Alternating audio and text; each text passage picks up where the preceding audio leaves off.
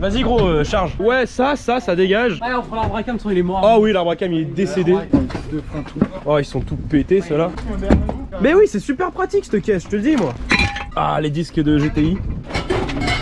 Ouais, c'est bon. Tout bon? Putain de porte de merde.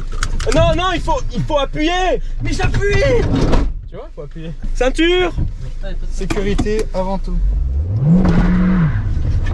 20 minutes later. Bon voilà, ça c'est fait. Oh mais ça rame ou quoi? Ça rame un truc de malade. Ah, franchement, ça avance que dalle. C'est un saucisson. Hein. Petit maman deux. Oh putain, qu'est-ce qu'il fait? Putain, ça pue le pneu. Ça pue. Mettre du fébraise. Ça pue. Donc du coup, forcément on est sur PDLV les copains. Ouais. Ouais. Sur PDLV, qu'est-ce qu'on fait? Du tuning. Ouais. Du tuning? Ah oui. Et ben dans ce cas là moi je vous propose qu'on booste un petit peu ce berlingot. Pourquoi pas? Ça peut être sympa. Alors qu'est-ce qu'on peut faire pour le booster? On fait un swap de litre HDI. Non, c'est déjà Ah, c'est vu, déjà t'as fait. déjà Ah oui c'est vrai. Fais déjà une carton. Ouais mais pareil si on fait une carton on va gratter quoi? 5 chevaux même pas? Bah, faut mettre des arbres à cam. Comme sur les. ouais, C'est ouais. les mêmes moteurs que les.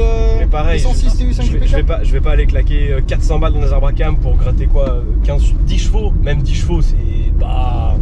Moi je fais un truc, tu vois, on passe de 110 chevaux à au moins 200. Il y a un truc simple, hein. Faut comprimer. Simple, efficace. Compresseur. Sinon, on peut mettre un turbo. En vrai ça fait beaucoup de boulot quand même. Après, c'est ta trimballer. Oui voilà c'est ça quoi, Voilà, c'est pour rouler tous les jours, je veux pas un truc non plus trop... Extravagant. Ouais. Je crois que ça pue la grosse connerie là. Mais bon, on va faire ce qu'il veut. Hein. Il arrive. Regardez-le. Il est pas beau ce berlingot.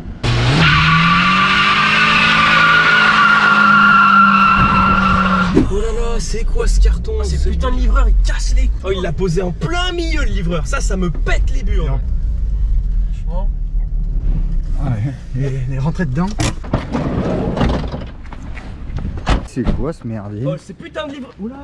Oula là, attends, eh oh. Qu'est-ce que c'est que ça là? Oh l'a dit. Oh là. Oh là là. Oh là là. On va faire une prépa turbo sur le berlingot les copains. Vous l'aurez compris, cette piètre introduction de qualité médiocre était en fait une introduction à ceci, cette chose-là. Alors c'est pas du Photoshop, c'est une taille réelle. Le turbo est vraiment gigantesque. Tout ce que je peux dire, c'est qu'on va faire un petit peu de chouchou avec ça. On va se calmer un petit peu, on va laisser un petit peu l'adrénaline retomber, on va se mettre dans le garage et on va en discuter ensemble. Je pense que ça va vous plaire. Et oui les amis, bon ça y est, on se retrouve dans un petit peu plus de calme pour vous parler plus précisément du projet Berlingot Turbo dont je vous ai déjà parlé plusieurs fois. Mais je ne suis pas seul, vous l'avez vu, je suis avec les copains. Aujourd'hui on a donc Teddy, enchanté. Chantier. Et Valentin évidemment. Bonjour les copains, comment allez-vous? Oh bah écoutez, ça va. C'est vrai, ça va bien? Ouais. Ouais, tranquille. Est-ce que vous êtes contents d'être là? On est content d'être là. C'était assez incroyable. Et alors cette vidéo-là est sponsorisée par Max Spinning Rods. Qui c'est Max Spinning Rods? Est-ce que vous savez qui c'est Max Spinning Rods? Oui, c'est cela. Ah oui, effectivement. C'est donc un fabricant de turbos et de bielles forgées, mais ils font aussi tout un tas d'autres choses autour de ces éléments-là. Donc voilà, le turbo que Max Spinning Rods nous a envoyé pour le berlingot. Je crois que c'est un poil gros, non? C'est vraiment un très très gros turbo. Ah bah je dois avoir un turbo d'origine de 2 litres HDI 90 chevaux pour comparer. Voilà donc un turbo d'origine de 2 litres HDI à côté. Voilà. Alors, voilà. Vraiment, hein, je ne plaisante pas. Celui-là, il est au moins 2 fois plus gros. Donc là, on est sur un turbo. Non mais c'est incroyable, qu'est-ce qu'on est con, putain. Donc avec ce genre de turbo sur le berlingot... Enfin non, vraiment à la base, sur le berlingot, je m'étais dit, allez, on va doubler la puissance, on va partir sur 220, 230, 240 chevaux. Quand j'ai reçu le turbo, tous les copains m'ont dit, non mais là, 220 chevaux, c'est pas possible. Donc on va partir sur un nouvel objectif pour ce berlingot, si vous êtes d'accord. Voilà, refait avec les mains là. Qu'est-ce que ça veut dire ça? 300. On va partir sur un berlingot objectif 300 chevaux. Alors là, c'est vraiment la première vidéo d'introduction. Vous avez vu avec l'HD, on a mis quand même 2 ans à avoir quelque chose qui tourne à peu près, en sachant que là, elle tourne pas encore correctement. L'objectif, c'est 300 chevaux dans ce vaillant berlingot 1,6 litre 16 soupapes. Donc pour ceux qui se poseraient la question, d'ailleurs, je l'ai pas encore dit, c'est le TU5, il est encore chaud, hein. JP4, 110 chevaux, 1,6 litre 16 soupapes, qui est donc présent également sur ma 206 CC, qui est juste dehors, que vous avez aperçu. Et Max Spinning Rods ne m'a pas envoyé que ce turbo-là, puisqu'il m'a envoyé en fait le kit complet pour faire une conversion turbo. Valentin, qu'est-ce qu'on a dans ce kit? On a un carton marqué T4. Une dumb valve. Donc le kit complet de la dumb valve, on a un peu de durite, on a un adaptateur. Ok, c'est cool, c'est quali. Des petits joints, un petit T. Dumb valve. Dumb valve, ok, très bien. Ça c'est bon, c'est good. Dumb valve. Ensuite, qu'est-ce qu'on a? Évidemment, un manomètre de pression turbo, manomètre qui monte à 2 bars. Très bien, très important. On a une wastegate. Une Westgate. Comment se monte un turbo et une wastegate? Excellent. C'est quand même assez gros. Hein. Ouais, elle est quand même plutôt balèze. C'est une 38, je crois bien. Donc ça, c'est ce qui fait qui a fait le petit tuyau d'échappement à côté des autres tuyaux d'échappement. D'accord. Bon. Qu'est-ce qu'on a d'autre? Ah, ça c'est, je connais ça. Ça, c'est. Ça c'est la descente d'échappement. Donc quand on achète ce kit, hein, évidemment je vous mets le lien dans la description, c'est le kit complet qui vaut 600-700 €. Il y a vraiment tout ça qui est compris dedans dans cet énorme carton juste ici. Et donc voilà la descente d'échappement en inox, mais qu'on ne va sûrement pas utiliser parce que nous, ben, vous connaissez, hein, la famille, c'est comme sur le HDI, ça va être du full sur mesure l'échappement. D'autant plus que le berlingot c'est assez particulier, il y a la crémaillère qui est surélevée, machin, donc bon, ça va être une autre vidéo, mais bon, je pense que ça va être assez technique, donc ça va être vraiment du full sur mesure. Après, on a le tuyau pour la dumb valve. Le tuyau pour la dump. Ok, très bien. Ou la dumb, bien sûr, c'est dessus. Ok, super, nickel. Qu'est-ce que tu nous as trouvé toi? Ah, le robinet, ça je connais. Ça on a sur l'HDI aussi. On a exactement le même. Ok. Ça c'est quoi ça? Pourquoi il y en a deux? Donc ça sert à quoi ça? Tu rentres, tu sors, ça fuite. Et du coup là, pourquoi il y a deux tétis? C'est un anti-retour, ça, normalement. Bon, bah ça on verra. Regardez. Ouais, à regarder. Ok, très bien. Good. Ah oui, ça j'ai vu ce que c'était, ça j'ai déjà regardé. Donc là on a tout ce qui est alimentation en huile, retour d'huile, et du coup tous les raccords pour mettre sur le carter, sur le moteur, sur le machin, sur le bidule. Parce que du coup là, évidemment, vu que c'est un moteur atmosphérique qui n'a pas de turbo, hein, vraiment, là, c'est-à-dire que les conduits d'échappement sortent de la culasse et point, et bien ici on va rajouter un turbo qui va donc comprimer l'air qui va rentrer dans l'admission et faire plus de chevaux. Mais du coup, d'origine, on n'a ni d'arrivée ni de retour d'huile pour le turbo, puisque le turbo il doit être graissé. Donc les voilà, les raccords. On a donc l'échangeur qui va permettre de refroidir l'air. Ah, il a pris un petit poc. C'est bien grave, c'est pas dans le circulaire. Alors. On peut le mettre là. Oh, ça va être... Là. Non. Là. Non plus, non. Là, ce sera très bien. Après, ce qui est bien sur ce berlingot, c'est qu'il y a vraiment beaucoup de place derrière. Donc je pense qu'on va juste découper ça et on se débrouillera pour le faire rentrer, quoi.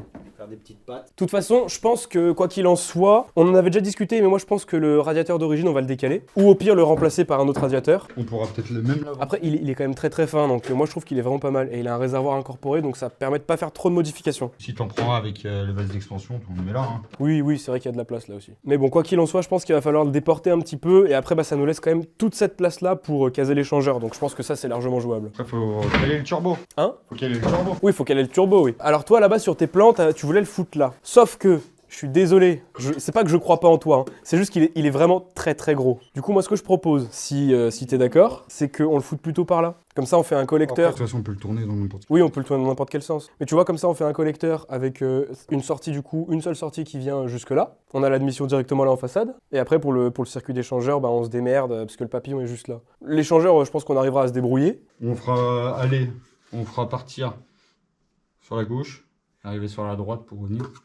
Ça, on peut arriver à se débrouiller, ça, je pense. Oui, la batterie, de toute façon, on va la déporter. Ça, c'est pas du tout un souci. En fait, tant qu'on déporte la batterie, ça nous laisse vraiment beaucoup de place pour le turbo. Donc ça m'inquiète vraiment pas. Mais je pense que le turbo, on va le mettre par là. Et on fera aussi une grosse patte de fixation qui viendra se porter directement sur la boîte de vitesse pour faire un truc bien costaud, pour pas que ça pète. Tu connais l'histoire, une fois, ça a pété sur la mienne. Et ça en a fait une très jolie vidéo que je vous mets d'ailleurs juste ici. on avait du coup cassé le turbo, concrètement. Non, pas le turbo, le collecteur. Ouais, il commence à avoir pas mal de matos. Tous les colliers renforcés. Là, on peut vraiment faire passer comme on veut. On découpe, on refait, C'est quoi, c'est de l'alu? De l'alu, ouais. Ok. Ouais, ça redescend là, faire passer n'importe où. Ce qui est bien, c'est qu'on a beaucoup de coudes, quoi. Et au pire, ça fera l'occasion d'apprendre à souder l'alu, quoi. Ok, donc voilà pour la partie échappement et admission d'air. Mais pour arriver à 300 chevaux fiable, il faut pas juste se contenter de balancer un turbo sur le moteur comme ça. Il va y avoir aussi beaucoup de choses à faire à côté. Les internes? Les internes, exactement. Il va falloir consolider un petit peu tout ça. Donc quand on dit interne, évidemment, on pense au biel, surtout au biel, parce que c'est vraiment le truc qui a le plus de contraintes dans un moteur turbo compressé, surtout avec autant de couple. Qu'est-ce qu'on peut dire d'autre également? Peut-être les pistons? Les pistons, il faudra les raboter pour décomprimer, ou faire 2 joints de culasse, ou mettre une cale. Voilà, c'est ça. Il y a plusieurs écoles. En sachant que là, le projet, ça va être forcément comme d'habitude avec avec le budget le plus restreint possible. Ouais, parce que tu vas pas mettre 900 balles dans les pistons ou 800 balles. Non, c'est pas le but. Sur une voiture que j'ai payée 650 €, même si ça va être très très rigolo, voilà, le but c'est pas de faire un moteur à 7000 € quoi, vraiment. Soit double joint de culasse avec une entretoise au milieu, mais je suis vraiment pas fan de ce genre de montage. Faut calculer le RV. Ouais, faut calculer. Mais quoi qu'il en soit, je suis pas hyper fan quoi, parce que si t'en as un qui commence à fuir, il faut tout redémonter, machin, bidule. Moi je serais plus sur l'idée de changer les pistons ou les raboter. Après, je suis pas du tout un expert, je ne connais strictement rien. On enlève la valeur qu'il faut pour atteindre un RV de 9, 8, 5, 9. Le rapport volumétrique, tout ça, ils ont l'air de très bien se comprendre quand ils en parlent entre eux, mais moi je pète rien. On fera un cours sur un tableau. Ah ok, très bien, j'aime bien. Vite fait. Ok, En très bien. timelapse. Très bien. Mais ok, dans l'idée, vu qu'on va rajouter de la pression à l'intérieur du moteur, il faut décomprimer le moteur, donc en gros c'est comme si on augmentait la cylindrée de la chambre quoi. C'est ça. C'est ça. En fait, t'augmentes la chambre de combustion. Donc techniquement à la fin ce sera plus un 1,6 litre. Si. Si. Alors j'ai pas compris. T'as ton point mort là. Point mort haut. Oui. T'as ta chambre de combustion là. Oui. T'as ton point mort bas. Oui. Le rapport volumétrique, c'est le volume J'ai une question. Est-ce qu'on peut arriver à faire 300 chevaux ou pas? Oui. Ok, c'est tout ce que je voulais savoir. Programmable. Il y a aussi ça, la gestion programmable, très important. C'est-à-dire que le calculateur d'origine qui est là va dégager au profit d'un calculateur avec full réglage sur mesure pour faire en sorte que la voiture puisse comprendre ce qui lui arrive, parce que si là d'un coup le calculateur d'origine on lui balance un turbo et des valeurs qu'il peut pas comprendre, il va péter les plombs. Il va pas vouloir. Ça va démarrer quoi, c'est tout. Oui, parce que t'auras pas de pression. Tu vas être en dépression, mais après il faut mettre la pression. Donc il y a également la partie électronique, il va avoir également la partie allumage, pour que elle puisse communiquer avec le nouveau calculateur. En fait, tout le faisceau moteur va être nouveau, quoi, concrètement. Oui. Donc il va y avoir ça. La gestion de l'accélérateur, pareil, ça va être géré par... Papillon. Papillon universel. Ah bah oui, du coup, ouais. Papillon universel à câble. Ok. Ok, donc ça c'est fun. Sur mesure, pareil. Non, On peut le garder. collecteur d'admission, on va garder celui-là, je pense. Bien sûr, ça va tenir. Si. Les injecteurs. Ah oui, bien sûr, mettre des gros injecteurs, mettre une grosse pompe au cul, parce que la pompe d'origine va jamais suffire. Surtout que théoriquement, la pompe d'origine, elle a 260 000 km, donc même juste pour une carte éthanol, à mon avis, ça va être bof. En sachant que oui, moi j'aimerais bien que la version finale du berlingot tourne à l'éthanol. Pour avoir de la performance, Absolument. en turbo, tu tournes à l'éthanol. Absolument. Après, il faut faire toute la préparation de châssis. Et bien sûr, il y aura la préparation châssis, donc notamment le train arrière renforcé, donc ça c'est en discussion, on en parlera plus tard. Le train avant, alors toi t'es super chaud pour que je monte un train de 405 MI16. Ouais, mais le train arrière aussi. Train arrière, je sais pas exactement si c'est la même fixation. Moi j'ai vraiment envie de partir sur un train de berlingot qui a été renforcé. Ça vraiment c'est encore à discuter. Mais bon, comme vous le voyez, on a des idées plein la tête pour cette année 2021. Donc si vous n'êtes pas déjà abonné à la chaîne, je vous invite à le faire, parce qu'un berlingot qui fait 300 chevaux, je pense que c'est du jamais vu. Même s'il y a Petite Sportive que j'embrasse d'ailleurs et à qui j'ai fait une petite dédicace, juste ici, Petite Sportive, puisqu'il m'avait fourni du coup l'arbre à cam du 2 litres HDI que j'avais cassé. Donc voilà, Petite Sportive, je vous mets le lien dans la description, est en train de monter un C15 TCT. Donc à mon avis, ça va marcher un petit peu le machin quand même. Vous pouvez aller faire un tour sur la piste. Voilà, Ça va être rigolo, des utilitaires. Donc je pense qu'on va plutôt rigoler avec ce petit projet. Déjà l'idée numéro 1 c'est de trouver un autre moteur que je pourrais poser dans l'atelier et démonter, refaire propre, machin bidule, jouer un neuf, etc. Parce que là ça va être un moteur qui va prendre beaucoup dans la gueule, donc il faut qu'il soit vraiment en état irréprochable. Donc il y en a beaucoup qui m'ont dit pourquoi est-ce que tu ferais pas un swap plutôt, genre un 2 litres 16 ou un truc comme ça. Tout simplement parce que ça c'est un moteur que j'aime vraiment beaucoup. Et bien sûr, s'il y en a entre vous dans les commentaires qui ont déjà fait ce genre de préparation sur TU5 GP4, n'hésitez surtout pas à nous contacter ou à me contacter sur Instagram notamment. Si vous avez des infos sur ce genre de montage là, je prends avec grand plaisir. Bon et les amis, quoi qu'il en soit, j'espère que cette petite vidéo vous aura plu. Bon, rien de très impressionnant pour l'instant, mais ça va arriver, ça va arriver. Évidemment, je vous réserve encore du très très lourd sur la HDI qui est loin d'être terminé, sur la 206cc et sur tout un tas d'autres trucs. Donc voilà, j'espère que ça vous a plu. Les copains, merci d'être là. Merci Max Spinning Road. Merci encore une fois beaucoup à Max Spinning Roads. Évidemment, je vous ai négocié un petit code promo. N'hésitez surtout pas à aller voir leur site internet, ils ont énormément de choix, que ce soit aussi bien pour améliorer votre voiture qui est déjà turbo ou rajouter un turbo sur une voiture qui n'a pas de turbo. Ils font également des bielles forgées, ils font également tout et n'importe quoi pour la préparation turbo en général, même pas que, ils font des combinés filetés, ils font plein de choses. N'hésitez pas à aller voir leur site internet, je vous ai négocié un code promo qui est dans la description avec un lien. En tout cas, j'espère que ça va vous plaire, soyez très prudents sur la route, moi je vous fais des très très gros bisous. Ciao tout le monde! Bisous bisous.